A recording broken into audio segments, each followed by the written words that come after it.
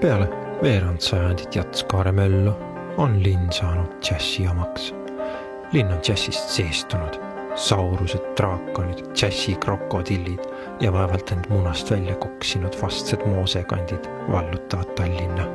Sadamast lennujaamani, trammidest ja tänavanurkadest varahommikuste liiklushommikuteni kummitas meid millegi uue ja ilusa algus.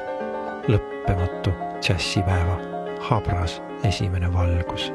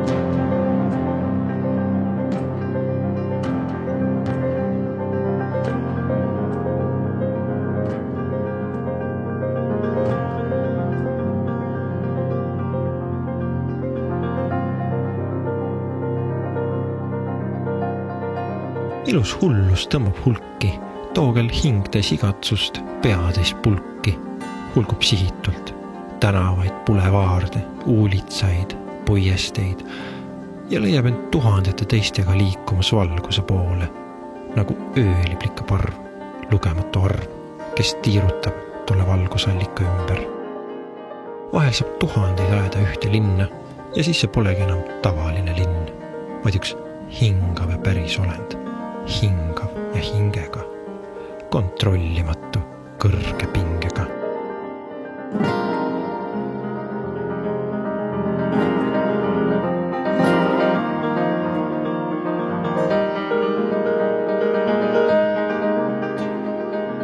Ühe muusiku au on muidugi hindamatu. Seda sisemist tuld ei saa kunagi ega kuidagi mõõta. Tänu kirjades, diplomites, kullahunnikutes, stipendiumites.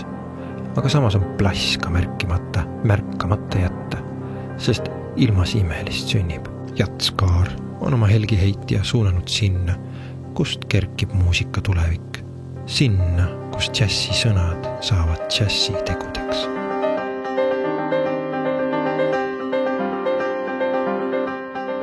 Kuigi Jatskaarel on džäss muidugi kuningas ja keiser, ehk isegi kokk ja kojanarr, timukas ja võllaroog, lindprii ja linnapea, õuedaam, ambrintsess ja kurtisaan, on džässi palee pidulaua taha oodatud külalised rändlaulikud ka kaugetest maadest, maailma veidratest nurgatagustest.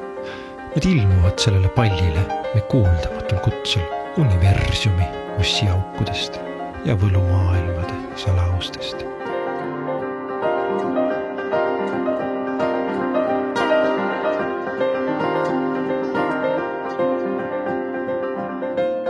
Jatskaar ei tee vähemalt kui aega ennast ja ta lugu, loova mõttega siivutud sugu. Veerand sajandit on köömes. Esimene samm sel teekonnal, millelt enam tagasi pöörduda ei tihka ega taha, sest hing ihkab kaugemale, tundmatusse, aegruumi, kurvide